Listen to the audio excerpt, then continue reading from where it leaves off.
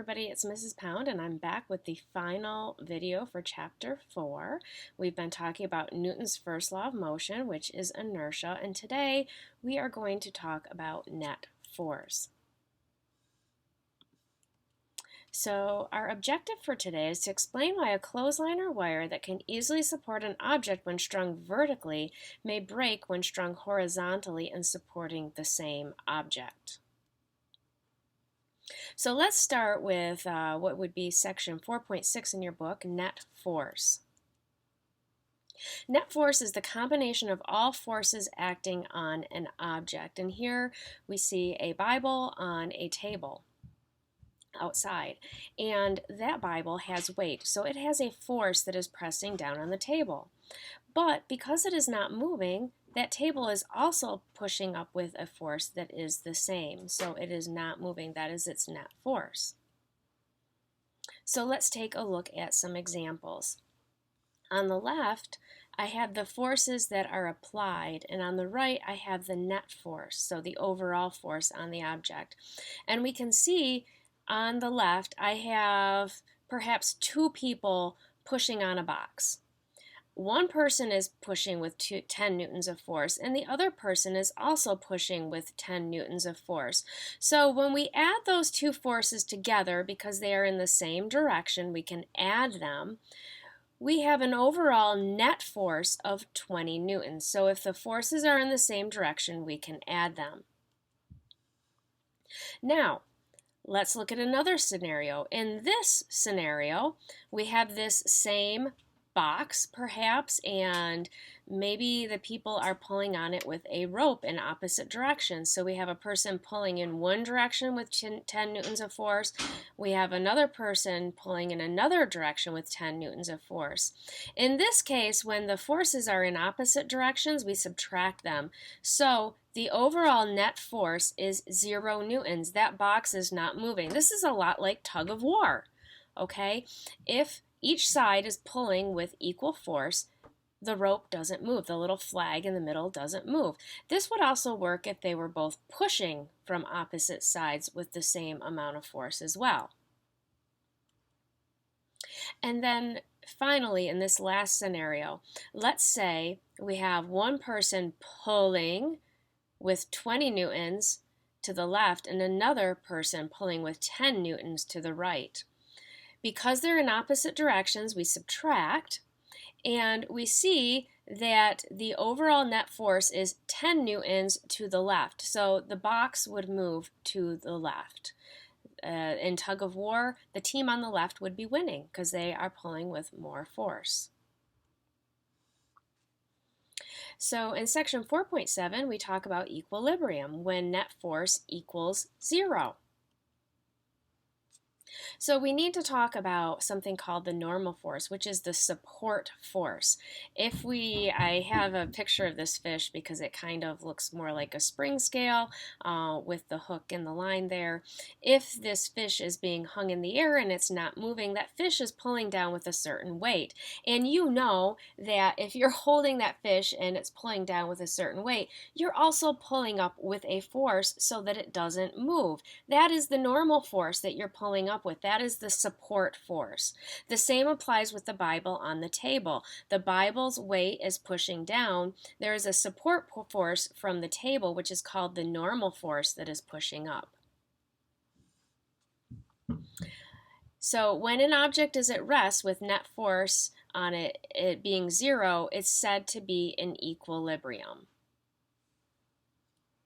So that Bible is not moving because its forces that it's pushing down with and being pushed back up with are equal. If there was no force pushing up on it, it would be falling. So let's take a look at this example. Here I have in my picture, the oval represents a spring scale, which is what we use to measure forces. And we can see that I have, say, a block of wood that has a weight of 3 newtons that it is pulling down with, okay? And the normal force, since this block is not moving, is 3 newtons up, and that's what is read on the spring scale. It will say 3 newtons because it's pulling up with 3 newtons. However, over here, let's say I have that same block that weighs 3 newtons right here, and I attach 2 spring scales to it with 2 different ropes. What we will see is that each spring scale will read 1.5 newtons. It will read half the amount of force because each is supporting half of the force, because the normal force, the total force going up, has to equal the force going down, and so 1.5 plus 1.5 equals 3. This is why it is much easier to hang on with 2 hands than one while hanging from something. Say you're hanging from a tree. It is so much easier to hang from a tree with 2 arms than with 1 hand, because each arm is supporting half of your weight. And this is true with ropes as well. The more ropes you add to something, the more weight it can actually hold. So if you have a rope swing, a single rope swing will not hold as much weight as a double rope swing. So let's take a look, and this is from section 4.8, at vector addition of forces. Here we have a gymnast, and we just kind of talked about this with 2 ropes and 2 arms. And this takes a great deal of strength doing something like this. Maybe you've tried it. So for any pair of scales, ropes, or wires supporting a load, the greater their angle from the vertical, the larger the tension force in them. So we know that this is difficult, holding up your body weight in this manner with 2 arms straight up. But what about this? Have you ever tried this? This is much more difficult. His arms are almost straight out, but not quite. We can see that it says here, the resultant of the tension forces, or the diagonal of the parallelogram they describe, must be equal and opposite to the load being supported. We will find that as that angle straightens out like this, the tension has to become greater. The force needed to hold his body up is much greater in this position than the force needed in this position. And I'm sure you have tried this, and it is very difficult. You probably can't do it. And he wouldn't be able to do it vertically because that force becomes basically infinite. Okay, that force becomes infinite. So let's take a look at an example. Let's go back to our 3 Newton weight down. And if we have 2 spring scales, like the 2 arms, each spring scale is pulling with 1.5 newtons worth of force. Those are the normal forces. So the 3 down has to equal 3 up. Well, what happens if we change this angle? So I'm going to switch over to my camera and draw this out for you. Okay, so I want to make this angle 60 degrees from the normal. So if I make it 60 degrees from the normal, that brings me to 30 degrees over here and 150 over there. Okay. Now, what I want to do is also, it's going to be 60 degrees up here.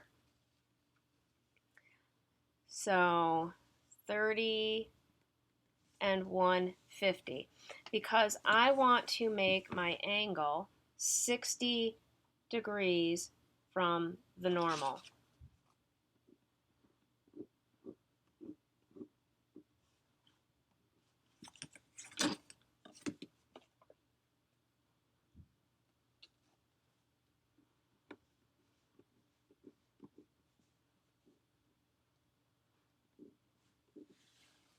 Okay, so this is 60 degrees here, 60 degrees there, 30 degrees here, and 30 degrees there. And so if I take and complete my parallelogram, I hit right there, I hit right there, this being 60 degrees and 60 degrees, these being 30 degrees and 30 degrees. And if I then measure here, I will find that this is 3 centimeters, which is 3 newtons, and the same over here. So I see that by taking my spring scales and moving them away from the normal 60 degrees, I now have to pull really with the same amount of force on each spring scale. So with double the force there's only a 3 Newton force down, but to hold that up now, because with the resultant of a 3 Newton force up, I have to pull with each at 3 newtons as I increase that angle from the normal. Well, what if I stretch it even more? Let me go down here, and I am going to have my 3 Newton normal force here and my 3 Newton force down. But this time, I am going to increase that angle from the normal to 75. So that is going to be 15 degrees from my y here. So 15 degrees. So not very much. Okay. And also it will be 15 degrees up here. Get everything lined up.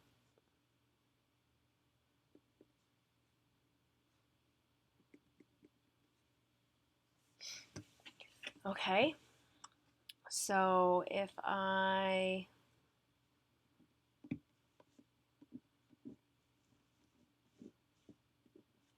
do this and do this and then complete my parallelogram,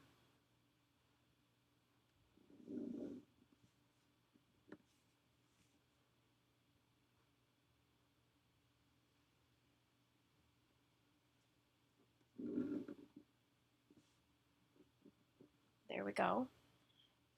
We have 75 degrees from the normal,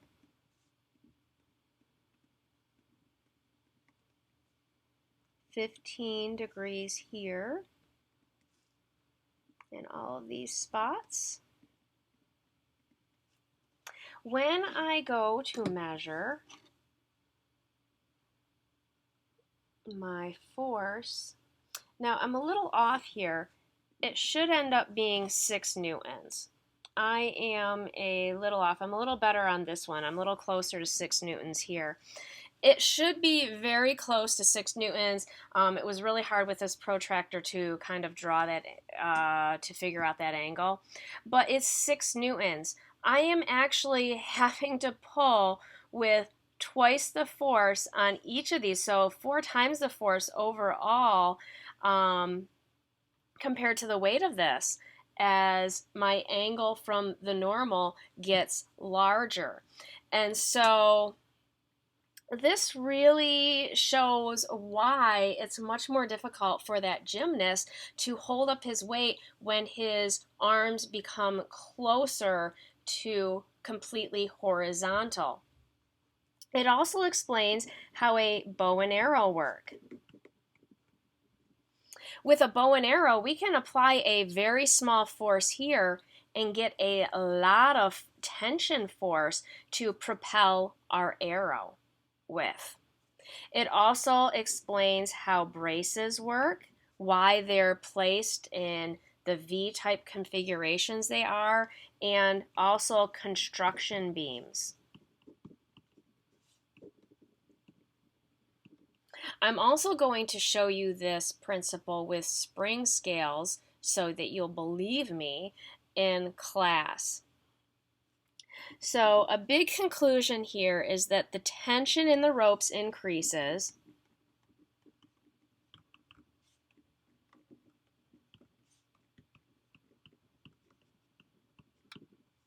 as the angle from the vertical becomes larger.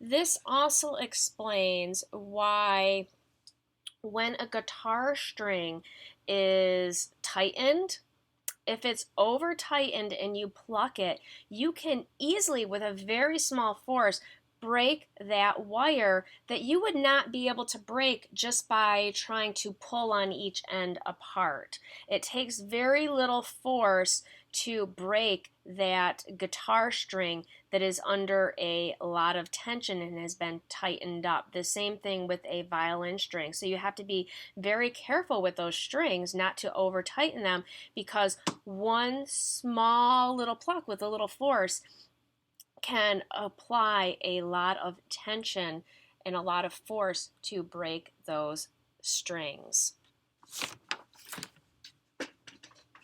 Okay, so we're done with this section. So now you should be able to explain why a clothesline or wire that can easily support an object when strung vertically may break when strung horizontally in supporting the same object.